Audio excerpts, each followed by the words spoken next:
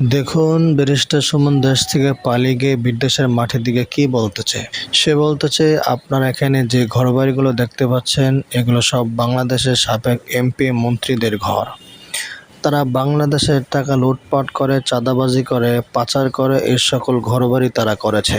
Barrister Suman বলেছেন তাদের মধ্যে যদিও মতপার্থক্য রয়েছে, রাজনৈতিক মতপার্থক্য রয়েছে, তবুও তারা এখানে খুবই মিলেমিশে বসবাস করছে।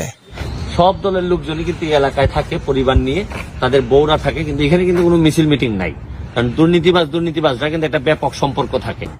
তিনি বলেন এখানে সব দলের লোকেরাই রয়েছে, আওয়ামী লীগ বলেন, বিএনপি বলেন, জাতীয় পার্টি বলেন, সব দলের লোকেরাই কিন্তু এখানে বসবাস করছে।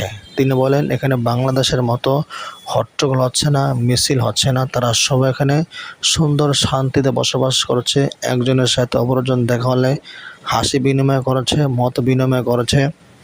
তিনি বলেন এখানে তাদের মধ্যে বিন্দু পরিমাণ কোনো টু শব্দ হয় না, তারা সবাই মিলেমিশে বসবাস করছে।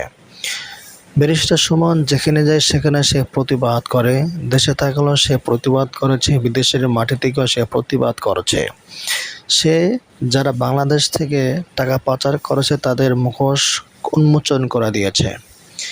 যদি এরকম জনগণ বাংলাদেশে থাকে তাহলে কিন্তু জনগণ কিছুটা হলেও স্বস্তিতে থাকবে, উপকার হবে। তবে সব মানুষের ভালো মন্দ সবারই থাকে। ব্যারিস্টার সুমন যেমন ভালো দিক আছে তার খারাপ দিকও রয়েছে। কোটা আন্দোলন যখন ছাত্ররা করছিল সে এক পর্যায়ে ছাত্রদের পক্ষ নিয়েছিল, কিন্তু শেষ পর্যায়ে যখন তার সরকার, আওয়ামী লীগ সরকার বিপদের মধ্যে পড়ে গিয়েছিল তখন সে কিন্তু প্রকাশ্যে ছাত্র আন্দোলনের বিপক্ষে চলে গিয়েছিল, আওয়ামী লীগের দালালি করে